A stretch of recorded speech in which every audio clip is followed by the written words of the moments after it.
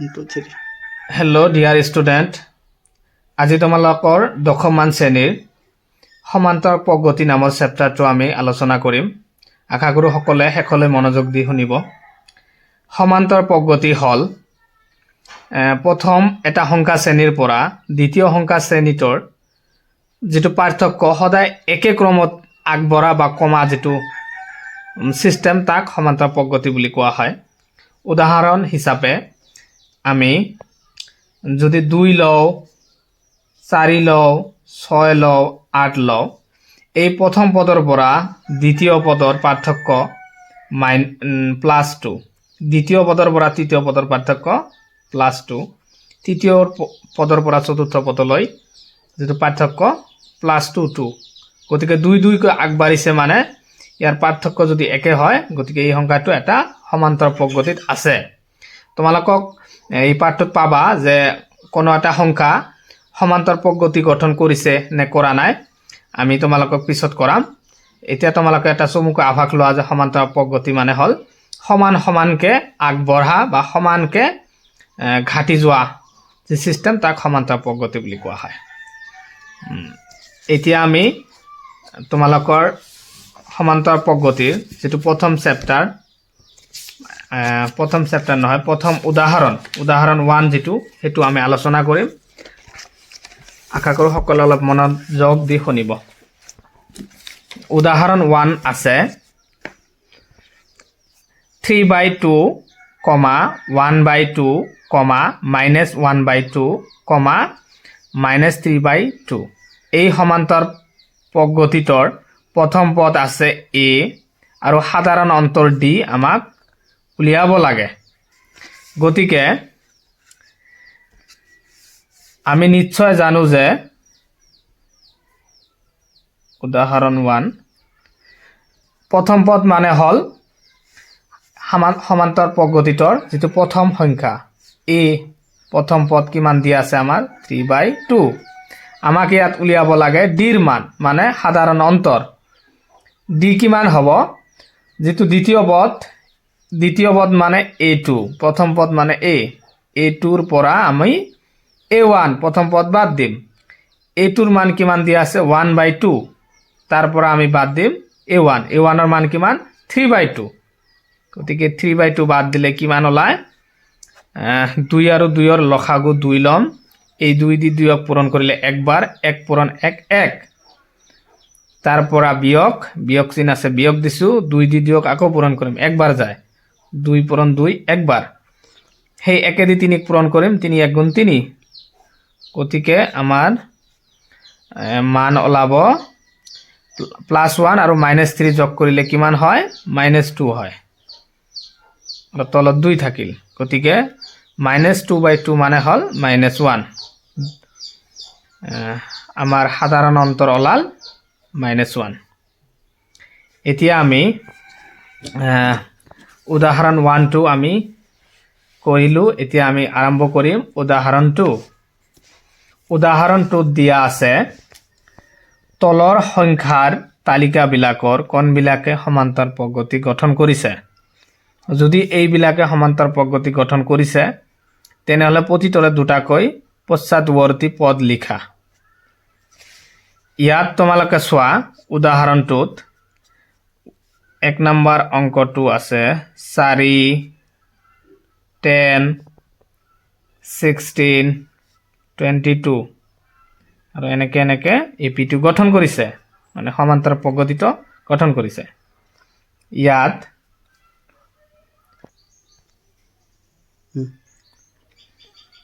উদাহৰণটোত 4টা অংক দিয়া আছে কিতাপত। এই 4টাৰ ভিতৰত আমি প্ৰথম যিটো অংক সেইটো আমি কৰিম। ইয়াত দিয়া আছে AP2 এনে ধৰণৰ 4, 10, 16, 22। এই সমান্তৰ প্ৰগতিটো গঠন কৰিছে নে কৰা নাই আমাক উলিয়াব লাগে। ইয়াত চোৱা তোমালোকে, এইৰ মান কিমান দিয়া আছে 4, আৰু আমি ইয়াত ডিৰ মান উলিয়াম, অৰ্থাৎ সাধাৰণ অন্তৰৰ মান উলিয়াম। ডি মানে হ'ল দ্বিতীয় পদৰ পৰা প্ৰথম পদ বাদ দিয়াৰ পিছত যিটো মান ওলায় সেইটো, বা তৃতীয় পদৰ পৰা দ্বিতীয় পদ বাদ দিয়াৰ পিছত যিটো ওলায় সেইটো। গতিকে দ্বিতীয় পদ আছে a2, তৃতীয় পদৰ পৰা কি প্ৰথম পদ a1, তৃতীয় পদৰ মান 10, 10ৰ পৰা আমি a1 ৰ মান 4 বাদ দিলে কিমান হ'ব 6। তাৰপিছত আকৌ আমি পৰীক্ষা কৰি চাম, তৃতীয় পদৰ পৰা দ্বিতীয় পদ বাদ দিম, তৃতীয় পদৰ মান a3 ৰ মান কিমান 16, 16ৰ পৰা আমি a2 ৰ মান কিমান দি আছে 10, 10 বাদ দিম, দিলে কিমান ওলাব 6। আকৌ আমি a4 ৰ পৰা a3 বাদ দিম, a4 মানে চতুৰ্থ পদ, চতুৰ্থ পদৰ পৰা আমি তৃতীয় পদ বাদ দিম, তৃতীয় পদ, চতুৰ্থ পদ আছে 22, তাৰ পৰা বাদ দিম আমি a3 মানে তৃতীয় পদ, তৃতীয় পদ কিমান 16, 22ৰ পৰা 16 গ'লে 6 ওলায়। যদি আমাৰ সাধাৰণ অন্তৰ মান ডিৰ মান একে ওলাইছে 666, গতিকে ই এটা এপি গঠন কৰিছে, মানে ই এটা আমাৰ সমান্তৰ পদ্ধতি গঠন কৰিছে। এতেকে আমি লিখিম, এতেকে ই এটা এপি গঠন কৰিছে। আকৌ আমি 2 নম্বৰ অংকটোও চেষ্টা কৰিম। ডিয়াৰ ষ্টুডেণ্ট, 2 নম্বৰ অংকটো আছে 1, -1, -3, -5। ইয়াতো ঠিক আগৰ দৰে আমি সমাধান কৰিম। সমাধান, ইয়াত a প্ৰথম পদ 1, আমাক উলিয়াব লাগে ডিৰ মান, সাধাৰণ অন্তৰ। ডি কেনেকে ওলায়, a2ৰ পৰা a1 বাদ দিব লাগে, দ্বিতীয় পদৰ পৰা প্ৰথম পদ, a2 কিমান আছে -1, তাৰ পৰা কি বাদ দিম আমি, সূত্ৰ মতে মাইনাছ আহিল, a1 ৰ মান কিমান 1, গতিকে 1 -1 মানে দুটা মাইনাছ, তোমাৰ পৰা একজনে পায় 1 টকা, আকৌ আনজনে পায় 1 টকা, মানে কিমান 2 টকা পায়, -2 হ'ল। এতিয়া আকৌ তৃতীয় পদৰ পৰা দ্বিতীয় পদ বাদ দিম, তৃতীয় পদ কিমান আছে -3, তাৰ পৰা মাইনাছ কিমান a2ৰ মান কিমান -1। এতিয়া -3, এই মাইনাছ মাইনাছে কি হয় আমাৰ প্লাস হ'ব, দুটা মাইনাছ থাকিলে যোগ বিয়োগৰ ক্ষেত্ৰত প্লাস হয়, মাইনাছ মাইনাছে প্লাস 1, গতিকে -3 + 1 = কিমান -2। কেনেকে হয়, কাৰণ তোমাৰ পৰা দোকানী এজনে ধৰি লোৱা হল 3 টকা পায় আৰু তোমাৰ হাতত জমা আছে 1 টকা, গতিকে এই 1 টকাটো দোকানীজনক দিয়াৰ পিছতো দোকানীজনে তোমাৰ পৰা আৰু 2 টকা পাই থাকিব। এতিয়া আমি আকৌ ওলাম a4 ৰ পৰা a3, a4 ৰ মান কিমান -5, তাৰ পৰা আমি কি বাদ দিম a3 ৰ মান কিমান -3, গতিকে ডাইরেক্ট -3 এনেকে দিলে দুটা মাইনাস বেয়া দেখায়, এটা ব্রেকেট দিব লাগে, দিলো -5 মাইনাস মাইনাসে ঠিক আগৰ দৰে +3, গতিকে -5 আৰু +3 ইকুৱেল কিমান হয় -2 হয়।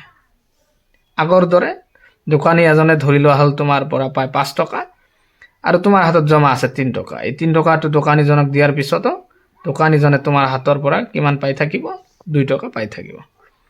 গতিকে চোৱা তোমালোকে ডিৰ মান সাধাৰণ অন্তৰ মান -2 হৈ আছে, গতিকে ই এটা এপি গঠন কৰিছে, গতিকে ই এটা এপি গঠন কৰিছে।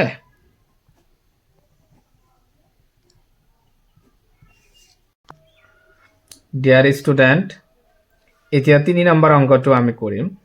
চোৱা 3 নম্বৰ অংকটো দিয়া আছে -2, -2, -2, -2, ইয়াতো আমি আগৰ দৰে প্ৰথম পদ উলিয়াম, এর মান কিমান, সলিউশন এর মান কিমান -2, আমাক কি উলিয়াব লাগে ডির মান সাধারণ অন্তর। চোৱা দ্বিতীয় পদৰ পৰা প্ৰথম পদ বাদ দিলে কি মান ওলায়, দ্বিতীয় পদ কিমান 2, তাৰ পৰা প্ৰথম পদ -2, 2 মাইনাস মাইনাসে প্লাস 2 + 2 কিমান হয় 4, ঠিক আকৌ a3 ৰ পৰা a2, a3 কিমান -2 সূত্ৰ মতে মাইনাছ আহিল এইটোৰ মান কিমান 2 -2 এ কিমান -4 তাৰপিছত আকৌ a4 ৰ পৰা a3 a4 ৰ মান কিমান 2 সূত্ৰ মতে মাইনাছ a3 মান কিমান -2 2 মাইনাছ মাইনাছ প্লাছ 2 কিমান হয় 4 ইয়াত চোৱা সাধাৰণ অন্তৰ d ৰ মান প্ৰথমত 4 পিছত -4 তাৰপিছত কিমান +4 চোৱা ইয়াত একে ওলাইছে নেকি ওলা নাই সমান অন্তৰ নাই গতিকে ই আমাৰ এপি গঠন কৰা নাই গতিকে ই এটা এপি গঠন নকৰে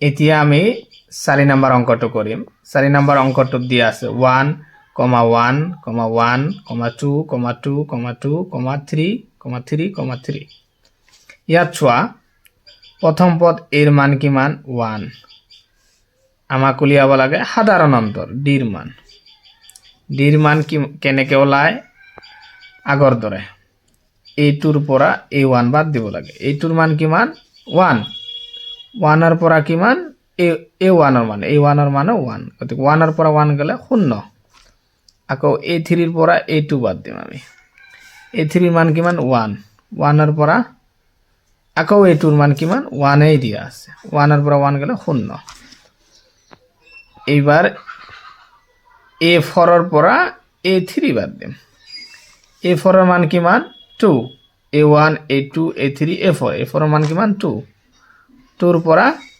a3 ৰ মান কিমান 1 2 ৰ পৰা 1 বাদ গলে 1 থাকে গতিকে আমাৰ সাধাৰণ অন্তৰ বেলেগ বেলেগ উলিয়াইছে 0 ৰ পিছত 0 ঠিকে আছিল তাৰ পিছত a3 ৰ মান নাই বেলেগ হৈছে গতিকে যদি d ৰ মান বেলেগ হয় গতিকে ই এপি গঠন কৰা নাই এপি গঠন কৰা নাই বা নকৰে ধন্যবাদ আজিলৈ এইখিনিয়ে